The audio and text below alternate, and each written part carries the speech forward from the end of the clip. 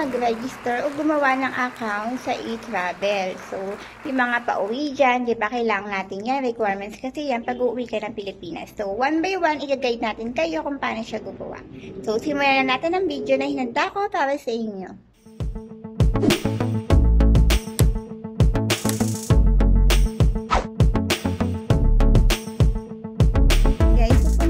Sa Google nyo o sa Chrome, itype nyo yung gov.ph.travel. So, mag-a-appear naman yan sa pinakaunahan, Philippine Travel. Ayan. Pwede nyo i-scan yung ayan, siya. Pwede nyo i-download sa iPhone o sa Android. So, ayan siya. So, ako, meron na ako, na-download ko na siya. I-open na lang natin siya.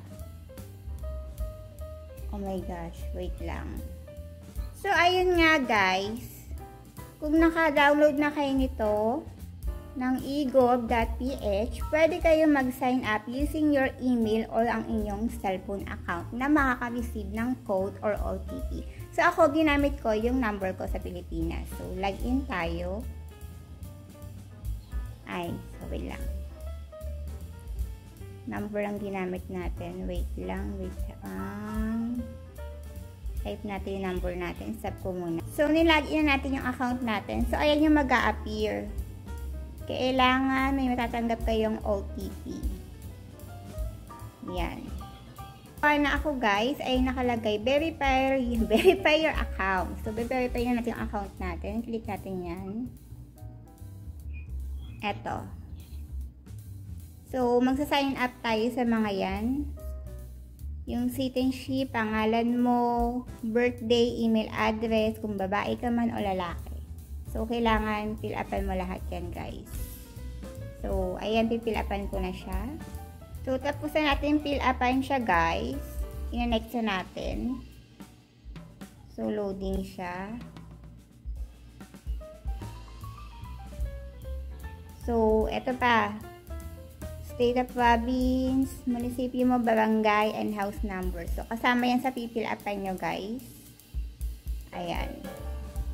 So, pag natapos yung fill upan, guys, i-double check nyo kung tama yung mga nilagay nyo.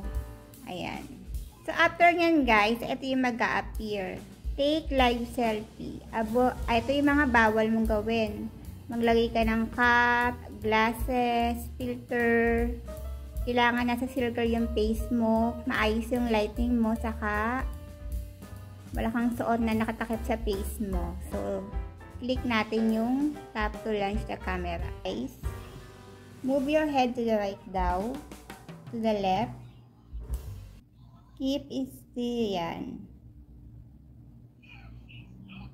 Happy with your picture. So, ayan, tatanungin kayo kung okay na yung picture nyo. So, nasa inyo yan kung gusto nyo siyang tanggapin or retake kayo. So, okay na naman yung picture ko. Wala namang magbabago sa face ko. So, ayan. Antayin natin.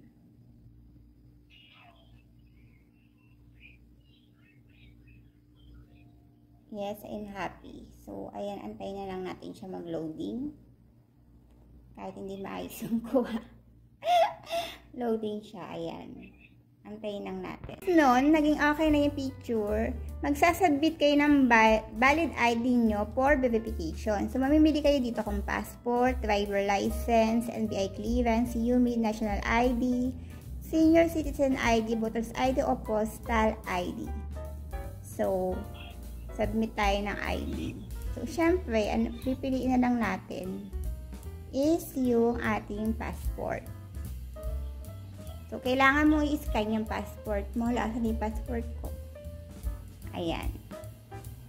I-picture natin siya, guys. Wait lang. Ayan, guys. Pagkatapos mong i-scan yung ID na piniresent mo, mag-check sila na, mag-send sila ng code sa iyong email. So, antayin daw natin hanggang 3 minutes kasi minsan late talaga dumating. So, i-check natin yung email natin. Ayun, sabi. Your account is now being reviewed. Please wait for maximum of 7 working days to get your account verified. Ayun yung sabi niya. So, antayin natin. PH, ayan. So, ang gagawin natin, i-click mo yung travel para, so, na-update ko na yan. I-yes na lang natin. Tapos, so ayan na. Antayin lang natin yan. Travel, waiting and loading. Ang gagawin natin dyan is new travel declaration. Ayan. Yan. Pili ka. For me, for other family member, air or sea. So, ako ang gagawa. For me, Karen Kisser. Ayan. Continue. Ayan. Ayan. So, ikiklik mo pala yan. So, ayan. Antayin natin. Upload file. Philippine passport. Biliesa, female. Saan ka daw pinanganak? Hindi sa Philippines. Passport issue country, Philippines. So, ilalagay din natin. Kailangan natin fill upan yan lahat. Passport issue date. Kailan in-issue yung passport. Isang ilagay ko na kung kaya in-issue yung passport natin. Next na lang natin. So, ito na ilalagay mo. New occupation, purpose of travel, traveler type. Ayan. So, dito tayo sa arrival by air. Continue mo. Continue lang natin. Waiting. Tapos, syempre yung fill upan mo kung ano yung application mo, purpose of travel. So, ayan. So, depende sa inyo kung ano yung mga nandyan. Syempre, ilagay nyo kung ano yung work nyo, bakit kayo nag-travel, kung OFW ba kayo o whatsoever. Ayan guys. Hanggang sa baba. Ayan. Account with family members. No. Your last departure, lagay mo rin yan. Ayun na tayo sa custom declaration.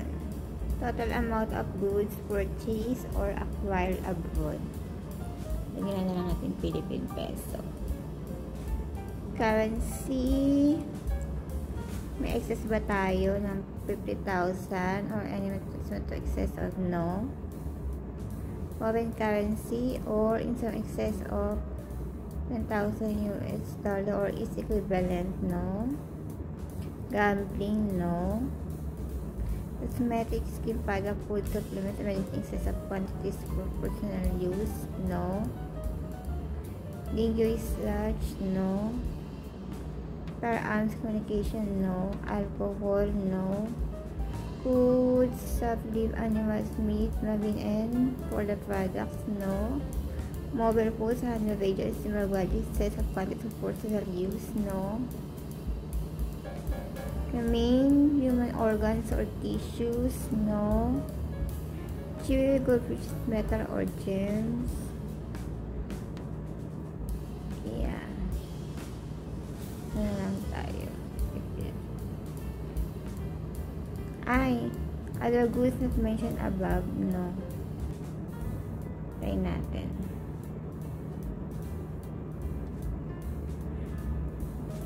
I, by clicking next, you present the pane of the question correct to the best of my knowledge. Upload, I clear. Ano to? Upload files. Signature na tayo.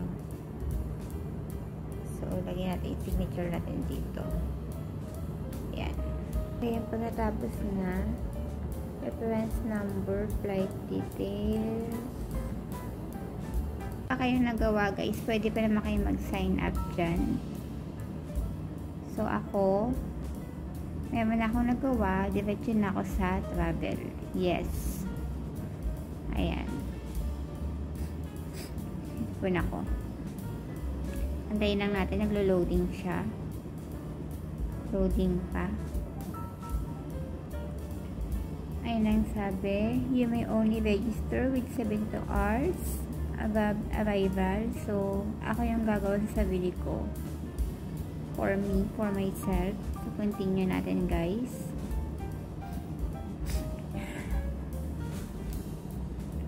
Loading pa. So, ito yung mga pipil-upan nyo. Occupation, purpose, travel, traveler type, name of airline. So, kung ano lang yung nasa ticket nyo, yun lang yung ilagay nyo. Okay po. Kung anong trabaho mo, ayan. Ayan. Ayun nga guys, kung bago lang kayo sa ating channel, please don't forget to like, subscribe, and click the notification bell para mag-update kayo sa ina-upload natin na video.